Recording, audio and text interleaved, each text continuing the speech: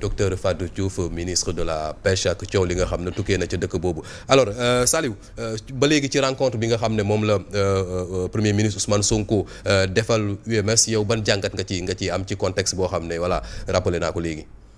waaw ni ko ñu bari gisee du bokk ak suma gis-gis. waaw parce que dama jàpp ni les magistrats xam nañu seen rôle xam nañ seen warteef xam nañ seen bopp man nag bu dee saa yoo xëyee xas ma. man boo ma woowee ci leen li dinaa am nu ma ci taxawee waaye bu dee. ki nu ko njëkkee woon defee. waaw bu dee ki nu xas moom naqariwu ko moom la naqari. man xam nga kenn xasuma kenn saagawu bu ñu xasoon presse bi mën naa cee jug taxaw. bu ñu waxoon journaliste yi mën naa cee wax. mais magistrat yi nga xam ne ñoom la concerné personnellement. ñoom la premier ministre dal ci seen kaw. ñoom lay jug naan justice bi ni muy doxee baaxul. da nga koy rappeler rek que ni la justice n'est pas un adversaire ni un instrument de règlement de compte. mais c'est un pilier pour la République loolu boo ko xamee intérioriser ko ci sa taxawaay dafay gën a yombal sa doxalin Ousmane Sonko dafa doon un leader boo xam ne dafa bëri ay problème ak justice ci homme politique yuy courtiser réew mi moo ci ëpp problème ak justice mais ay problème ak ay nit ñu yóbbu ko ci kanamu yoon le problème l'affaire yu nekk en instance oui, l'affaire qui est passée ces propos salaces dont je ne veux pas citer son affaire avec Mame Mbaye Niang fi mu mujjee l'affaire de l'arrestation bi mu subiroon moom ak waa Pastef ba tax ñu dissoudroon ko il a tout le temps des problèmes yoo xam ni c'est des problèmes individuels parce que moom mooy xool ni tudd ko am lu mu teg ci sa kaw te bu ñu nekkee ci réewu yoon boo tuddee nit am loo teg ci kawam daf koy yóbbu ci kanamu yoon magistrat yooyu nag nekkuñu ci poosu kenn man loolu laa jàpp nekkuñu sol de personne ñoom dañu doon ñoo xam ni dañuy liggéey ngir yoon. bu ñuy indépendant de toutes les parties. voilà bu ñuy rendre compte bu ñuy rendre une décision di ko rendre au nom du peuple bu ñuy rendre décision nag décision bi bu dee yow décision bi arrangé wu la nga mën a dal ci kaw magistrat yi bu dee décision bu la favorable nga ni falillaahi alhamdu loolu mooy yoon. ba tax bi nguuru président Bassirou Diomaye Faye ñëwee y a des magistrats yu ñu jël affecté leen man dama jàpp ni Tambacounda ku ñu fa affecté tu es un Sénégalais Tamba fait partie du Sénégal da nga fa dem pour liggéey du punition mais am ñoo xam ni regard boobu lañ ko jox mais toujours est-il que dañ koy dégg mu naan dañu war a raxas raxas bi dafa des magistrature bi ñi fi nekk dañu def concours admis ko dem liggéey ji dem jàngi ji ko génn jël fonction di exercer ci biir loolu daf ci am ñoo xamante ni si ñoom la ñuy wax les procureurs nga xamante ni ñooñu ministre de la justice moo leen yilif. Effectivement dañ leen di affecté di leen yóbbu fu ne di leen jox ay dogal ñu di ko def am magistrat de siège yooyu ñu naan les magistrats assis mooy juges yi nga xam ne bu ñuy rendre décision dañuy toog ñooñu.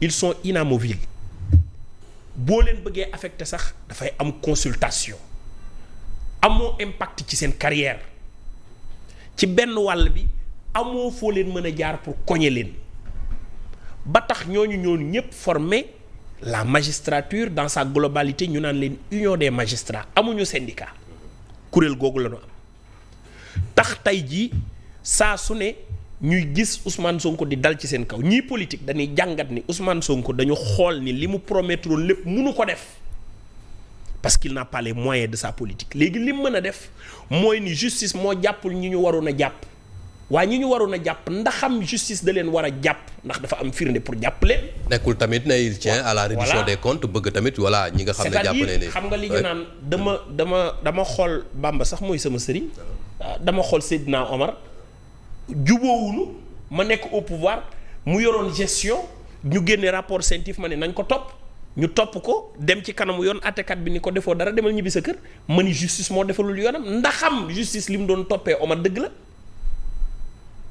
loolu nag bu dee dafa bari lu mu am ndax gis nañ ko ci Mansour Faye gis ko ci Tahirou Sarr gis ko ci Farba Ngom et la liste pourrait être plus longue tax nga taxaw ni magistrat yi ñoo deful seen liggéey wala yow nga déposer rabat d'arrêt par le biais de ses avocats ñu rejeter la démb la ñu am information par maître Boucar Cissé ni dañu tëral première commission bu ministère de la justice pour examiner révision procès bi mu demandé Ousmane Diagne moo bokkoon na ca dañ ko rejeter kon mën nañ jàpp ni problème yi chef du gouvernement mu ngi jóge foofu ak ki nga xamante ni si mooy le magistrat réputé de par cette rigueur et sa façon de travailler muy Ousmane Diagne kon mën nañ njort ni foofu la jógee ci avocat yi nga xamante ni ñooy yu Mame Mbaye Niang démb ci seen point de presse lañ dégg information boobu.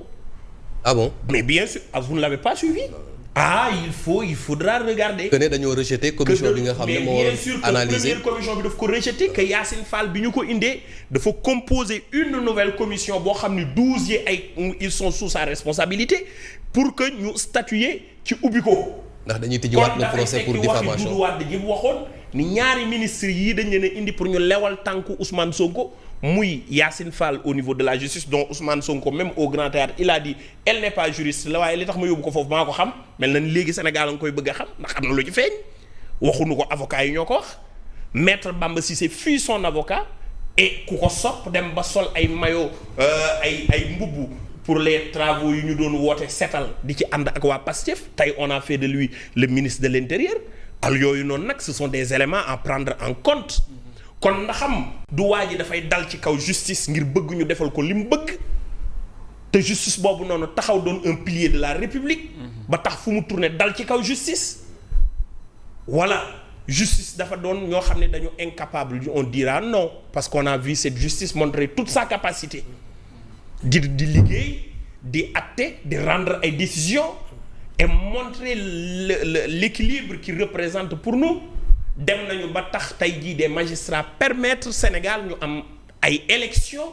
ci jamono bi nga xam ne moom la waroon a am ndax lu baree bari jàlloon na au niveau de l'Assemblée affaire yi jàlloon na le président avait pris le décret mais conseil constitutionnel ñoo wañaar loxoom ni ko ci période bii lay am cette justice toujours a donné naissance à des enfants yoo xamante ni président bu askan bi tànnee ba pare c'était des juges yoo xam ne président moo ko fal bien sûr non mais les magistrats ont la responsabilité de trahir la nomination parce que pour exercer le droit du da nga leen fal rek dañu lay redevable déedéet Macky Sall moo tegoon waa conseil constitutionnel foofu ak privilège yu ñu am yépp ñooñu ñoo ko ne yow doo def lii élection yi période bii lay am seen doom yooyu bu président faloo ci seen kanam lay waat conseil supérieur de la magistrature président moo koy présider bu jëlee fonction ba pare dañu doon pouvoir bu indépendant di liggéey bu am solo léegi nag le chef de l'administration doon koo xam ne day dal ci seen kaw buy dal ci seen kaw askan bi nga xamante ni ñoom bu ñuy rendre décision de justice ñoom ci seen tur lañ koy rendre mën nañ ko naqarlu ñoom les magistrats ils peuvent faire sortir des communiqués waaye bu ñu nee cell daal di dem seeti ji ko daal di wax contexte bi ñu demee seeti ji ko da nga leen koy nangul parce que saaga wunu ma man saaga wun sama ndey saaga ñoom la ñu xas ñoom la ñu wax lu ñaaw waa léegi nag bu dee ñoom ñu xas avalé nañ ko wan ko ci seen biir ba dem jàkkaarloo ak ki leen xas loolu da nga leen koy nangul. peut-être c'est l'occasion ñu arrondir li nga xam ne moom mooy angle yi divergence yi nga xam ne moom moo dox seen diggante ak le premier ministre. il y avait même pas raison que muy am. xam nga on peut dire nit justice mën na doxal loo xamante ni si. tu n'es pas d'accord mais on dit toujours. Dura lest c'est de lest. La loi est dure mais c'est la loi. Et quand il rend une décision il faudra l'accepter et l'accepter sportivement surtout si c'est une décision qui t'empêche à participer à une quelconque compétition électorale. Mais regarde l'exemple de Karim Wade. waaw foofu ma bala ngay sori. Regarde l'exemple de Karim Wade. Il a été injustement condamné par une cour qui ne devrait même pas avoir lieu. Depuis 10 ans le PDS n'a pas eu de candidat. Et il l'a accepté sportivement. Non, Karim Wade, est-ce qu'il tient à ses ambitions politiques? Je n'irai pas à dire est-ce qu'il tient, mais je donne l'exemple. C'est-à-dire l'illustration, il faut la mettre. Effectivement. Il l'a accepté sportivement. Mais d'autres candidats ont subi des condamnations. Khalifa Sall, il l'a accepté sportivement. Barthélémy Diaz a été démis de la municipalité par une décision de justice qu'un préfet a donnée pour qu'on le révoque. et il l'a accepté sportivement. Mais pourquoi Dieu voudrait-il que benn nit am problème ak ay nit ba yoon teg ko ci daan mais mu jël magistrat yi di sànni ay xeer ci seen kaw mais c'est inadmissible. bon tempérament yi. donc ñoom nag bu dee ñoom nangu nañ ko seen bopp wala ñoom ñoo sàkk woon pour dem fa. da nga leen koy nangul. en tout cas la révélation selon Oumar l'initiative vient wala viendrait de l'UMS loolu voilà dinañ koy nangul ki nga xam ne. pourquoi ñoom ils rendent des décisions au nom du peuple. et je fais partie du peuple. loolu laa ci ñaawlu. waaye leur concernant ñoom ñi fa dem. ba awma ci dara lu ma ciy wax parce que.